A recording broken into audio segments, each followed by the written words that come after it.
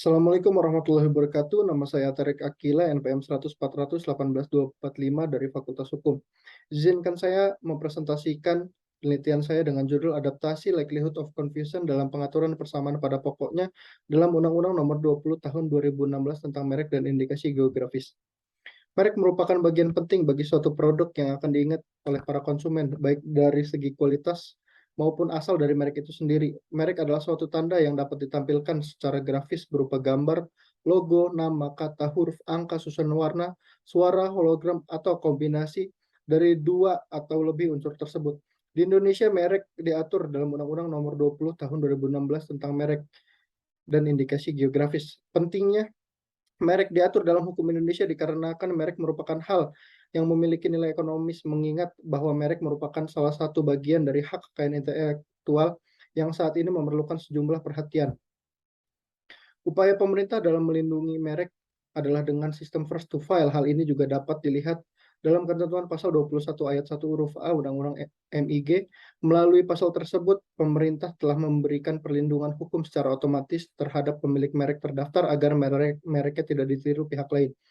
Undang-Undang Merek Indonesia juga melindungi pemilik merek dari persamaan pada pokoknya yang merupakan terminologi dari teori likelihood of confusion. Persamaan pada pokoknya pada teori likelihood of confusion merupakan persamaan pada pokoknya yang berisiko akan membingungkan konsumen.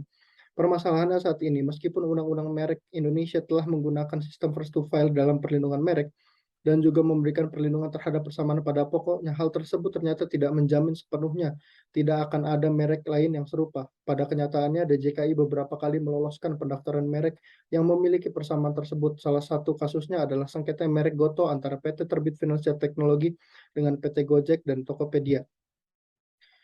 Merek Goto milik PT Terbit Finansial Teknologi secara desain memiliki warna dominan hijau tua pucat, sedikit akses merah putih. Logo tersebut bertuliskan Goto dengan seluruh huruf kapital serta tanda merah bentuk panah pada huruf O, sedangkan merek Goto milik PT Gojek dan Tokopedia memiliki tanda logo merek berwarna hijau stabilo dengan tulisan Goto dengan seluruh huruf kecil dan antara huruf T menyambung dengan huruf O. Singkatnya, kedua merek ini memiliki persamaan pada pengucapan tulisan dan beberapa pada logo merek tersebut.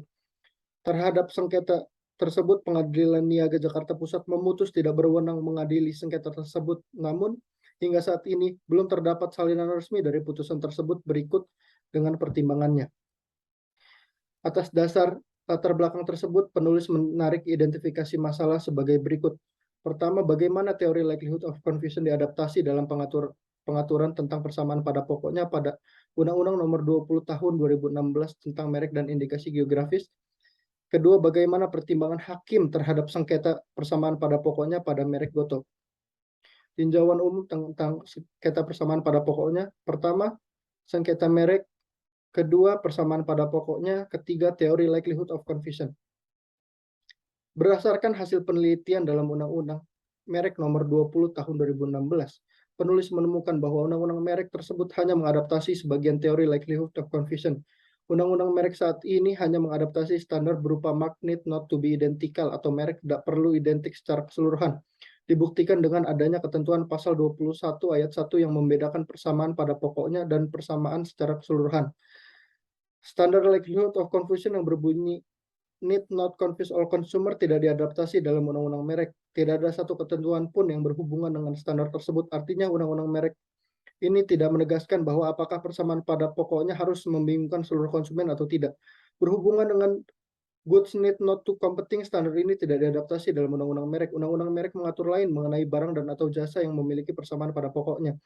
Pasal tersebut menjelaskan bahwa suatu merek dianggap telah terjadi persamaan pada pokoknya dan harus ditolak pendaftarannya hanya jika merek tersebut memiliki kesan sama meskipun hanya terdapat satu tanda, tetapi hanya untuk barang dan jasa sejenis. Padahal berdasarkan teori likelihood of confusion, persamaan pada pokoknya tersebut bisa saja terjadi tanpa harus terhadap barang dan jasa yang sejenis. Analisis pertimbangan hakim terhadap sengketa merek Goto. Pengadilan Niaga Jakarta Pusat memutus bahwa mengabulkan eksepsi para tergugat mengenai kewenangan mengadili serta menyatakan bahwa pengadilan niaga tidak berwenang mengadili gugatan tergugat.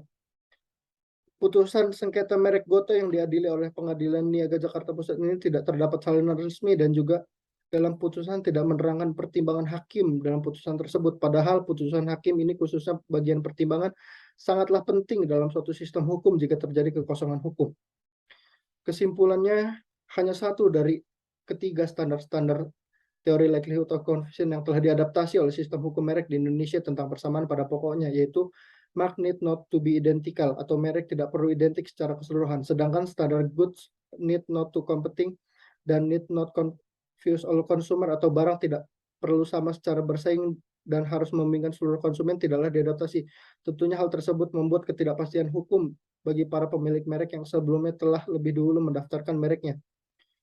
Putusan hakim dalam perkara ini memiliki kekeliruan. Hal ini diketahui dari putusan yang menyatakan bahwa pengadilan niaga tidak berwenang untuk memutus perkara ini, sedangkan tidak semua petitum dari penggugat bukan kewenangan pengadilan niaga, dan juga hakim tidak memberikan pertimbangan dalam putusan tersebut. Tentu saja hal tersebut merupakan suatu ketidakpastian hukum, apalagi sudah diketahui bahwa PT Terbit Finansial sudah memiliki sertifikat yang dikeluarkan oleh Kementerian Hukum dan HAM.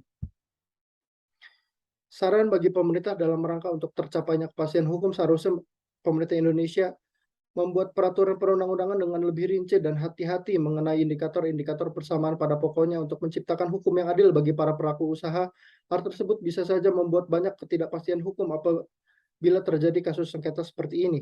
Dan juga untuk mengatur secara jelas mengenai mana saja kewenangan dari lembaga-lembaga pengadilan di Indonesia agar terciptanya kejelasan mengenai kewenangan dari suatu pengadilan secara lebih rinci lagi, sehingga hasil dari putusan yang dibuat oleh hakim-hakim di Indonesia bisa menjadi dasar apabila terjadi kasus serupa di kemudian hari.